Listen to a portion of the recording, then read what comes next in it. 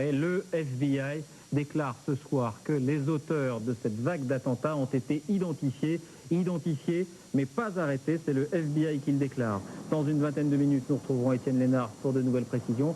Pour l'instant, je vous propose de revenir sur le film de cette journée du 11 septembre. Et plus précisément, ces 8 heures qui ont ébranlé l'Amérique entre la première explosion au World Trade Center et l'effondrement d'une troisième tour, donc 8 heures plus tard. Toutes les images, tous les témoignages, le récit d'Olivier Caroff, montage Frédéric Fournier.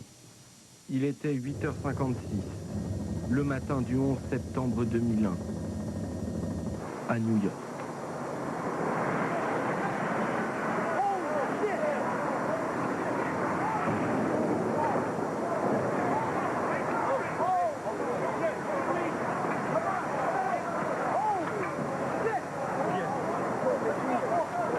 C'est bien un Boeing, un avion de ligne, qui vient de percuter le World Trade Center. À bord, 92 personnes. 15 heures à Paris, 9 heures là-bas, c'est l'heure où l'Amérique entame sa journée. Près de 50 000 personnes ont leur bureau dans ces tours jumelles. La plupart étaient déjà au travail. Tout le sommet de la tour nord est en feu.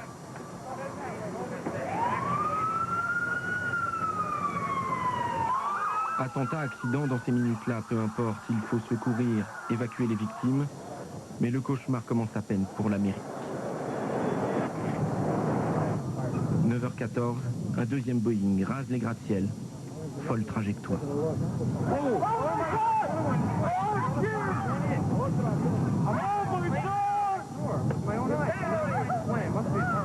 Cette fois, c'est pour la tour sud.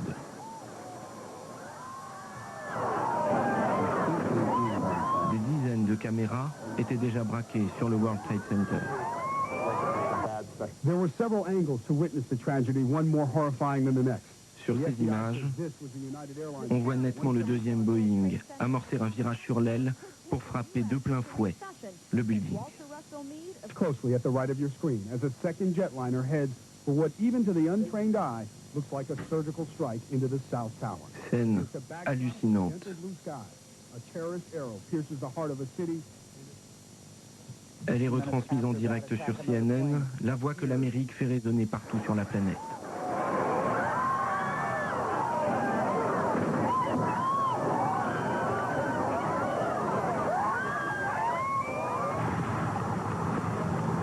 400 mètres plus bas, il n'y a plus de civils, il n'y a plus de pompiers, il n'y a plus de policiers. Juste des gens qui veulent fuir. »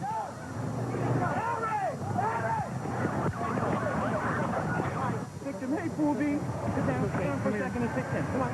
Come on, sit down, sit down. Is this a working camera? Okay, yes, yes it is.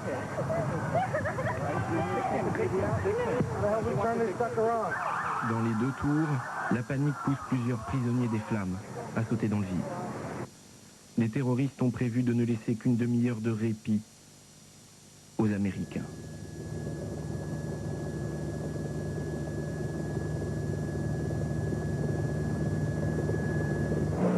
« 9h43, Washington. Derrière ce panache de fumée, l'imprenable, l'indestructible, l'inviolable Pentagone en feu.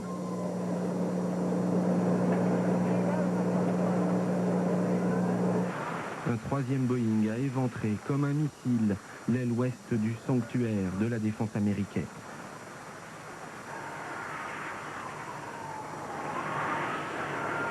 L'évacuation immédiate est ordonnée.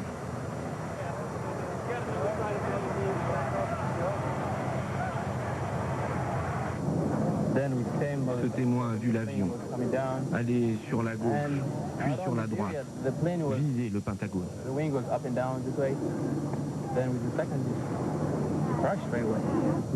Celui-là a entendu l'impact. Puis il a vu une boule de feu.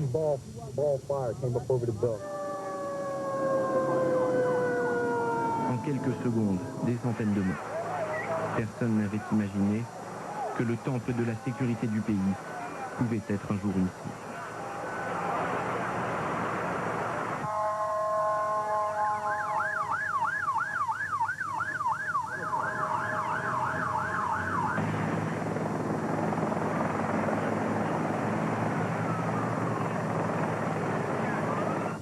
À bord du Boeing 757 d'American Airlines, 58 passagers.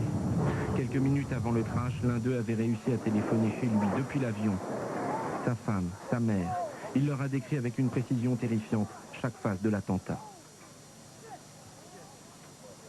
Il a eu le temps de me dire, je veux que vous sachiez, si je ne dois pas vous revoir, que je vous aime. Et puis il m'a dit, l'avion a été pris en main par des terroristes. Et là, je lui ai répondu, nous aussi, on t'aime, Mark. J'appelle de l'avion, maman, nous sommes pris en otage. Voilà ce qu'il m'a expliqué. Il y a 3 hommes qui disent avoir une bombe sur eux. Je lui ai demandé, mais qui sont ces hommes? Je ne sais pas, maman, je t'aime, je vous aime. Je ne sais pas qui sont ces hommes. Encore une demi-heure et un 4e Boeing s'écrase dans une forêt de Pennsylvanie avec 45 personnes à bord. Voici ce qu'ont pu voir les contrôleurs aériens américains. En haut, le vol 11 d'American Airlines. Parti de Boston, il devait rejoindre Los Angeles. Il vire brutalement vers New York. Quelques minutes plus tard, le vol 175 d'United Airlines suit la même trajectoire. Dans les 2 autres attentats, ceux de Washington et de Lambertville, les terroristes avaient débranché les balises qui permettaient de repérer les avions. Il s'est écoulé moins de 80 minutes entre le premier et le dernier attentat. À Los Angeles, on tente de faire comprendre aux familles qu'il n'y a plus personne à attendre en provenance de Boston.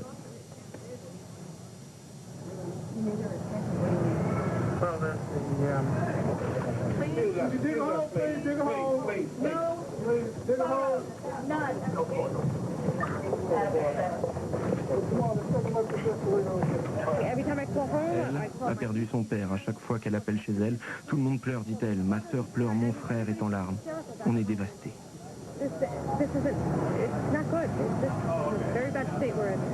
Première décision du gouvernement américain, interdire tout survol du territoire. Loin de Washington, le président Bush apparaît sur les écrans.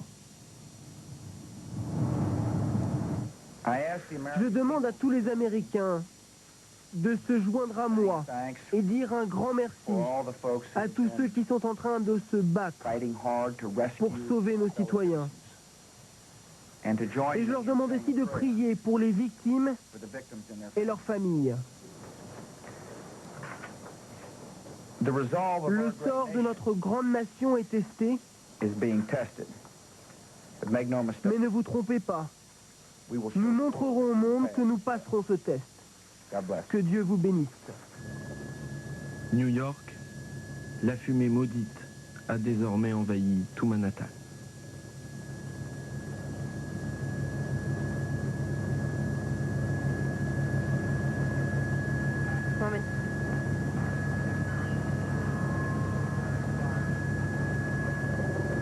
Dans les tours jumelles, le feu gagne étage après étage. Tous les moyens de secours disponibles dans la ville tentent alors de rejoindre le World Trade Center.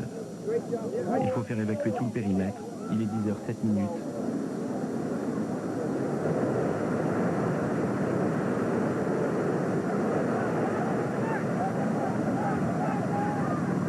C'est la tour sud, la deuxième touchée par les terroristes, qui a cédé la première. Elle s'écroule dans les rues de New York, sur les secours et sur les rescapés des attentats.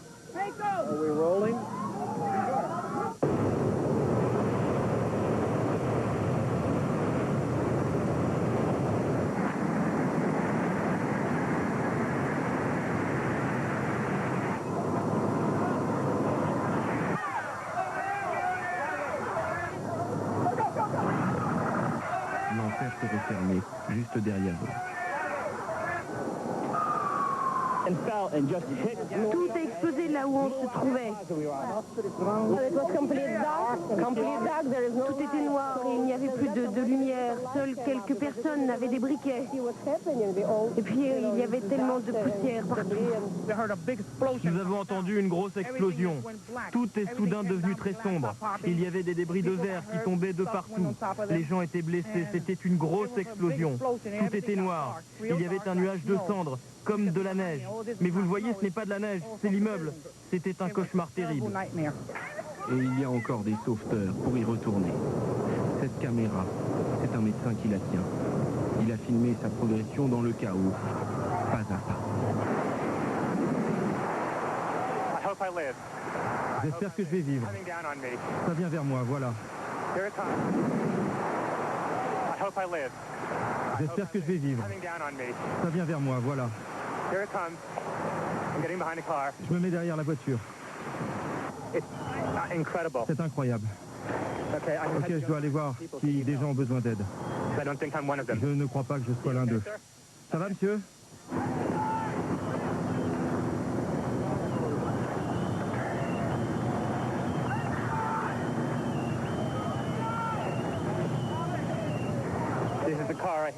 Ça, c'est la voiture qui m'a sauvé la vie.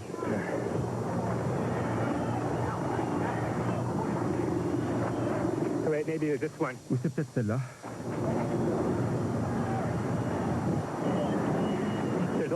Tous ces bruits, je ne sais pas d'où ça vient. Ils disent, quelqu'un a besoin d'aide.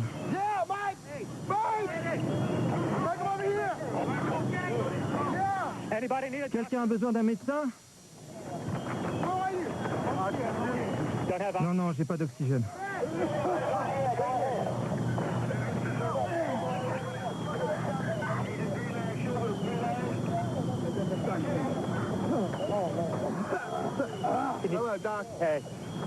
Vous allez voir le mec là, il a besoin d'oxygène. Puis,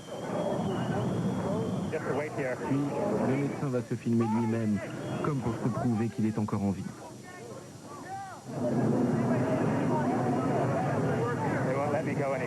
On va pas me laisser aller plus près.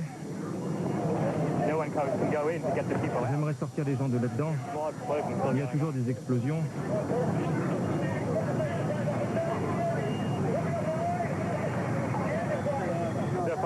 Jusqu'à présent, j'ai plutôt l'impression que les gens ont besoin d'oxygène à cause de la poussière.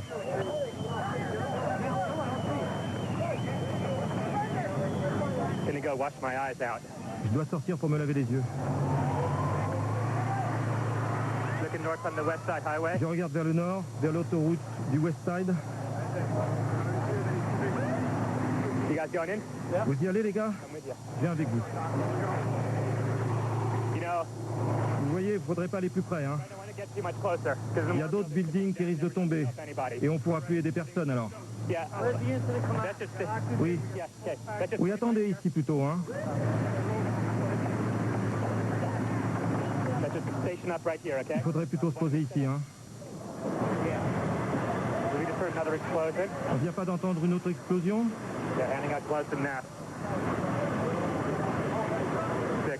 C'est trop risqué d'aller là-dedans. Il vaut mieux attendre ici qu'on nous apporte des gens. Il ne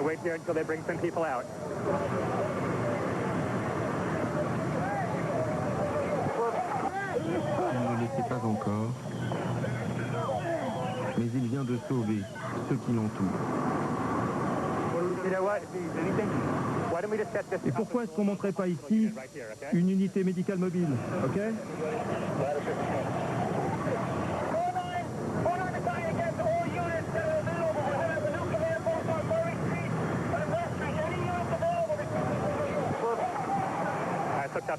Ah, voilà les pompiers avec du matériel de première urgence.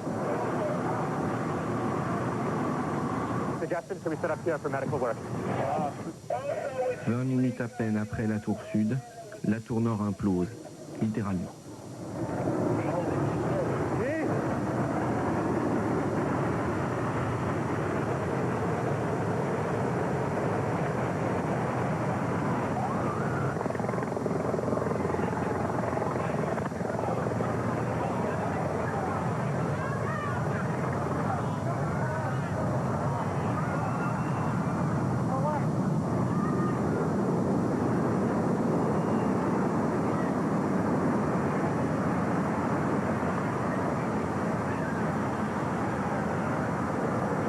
Le cœur économique de New York n'est plus qu'un champ de ruines. Le président Bush, lui, est en route pour Washington. Autour de son avion, Air Force One, une escadrille de chasseurs F-16.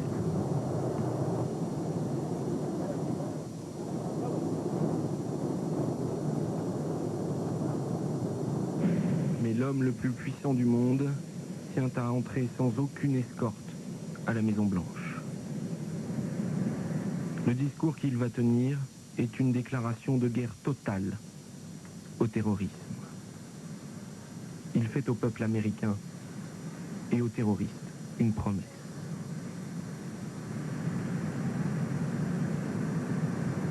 Nous ne ferons aucune différence entre les terroristes qui ont fait ça et ceux qui les abritent.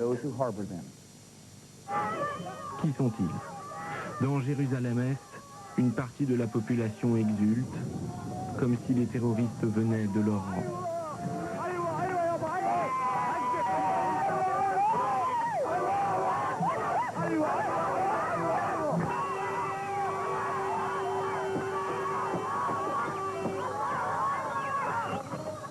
First of all, I am offering my Yasser Arafat, condolences lui, of, condamne totalement ces attentats. to the, Il présente ses condoléances au peuple américain. President Bush, Il se to the dit government, extrêmement choqué the American people for this terrible act. Il sait qu'en Israël, la solidarité sera We are totale.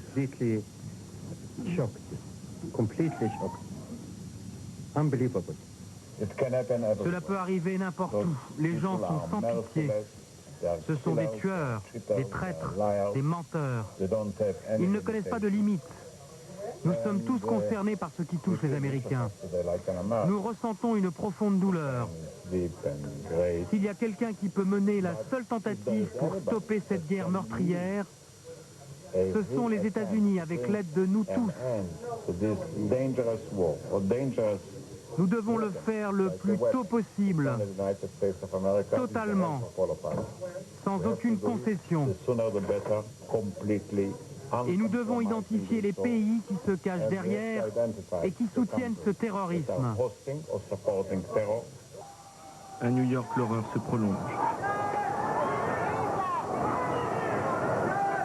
Peu après 17 heures, un troisième bâtiment, annexe du World Trade Center, s'effondre à son tour. C'était le centre de secours provisoire de la ville de New York. Fragilisé par l'explosion des deux tours, il avait été évacué quelques heures auparavant. En moins de 8 heures, le symbole de la puissance économique américaine a été rayé de la carte. Le bilan humain sera effroyable pour ce Pearl Harbor terroriste.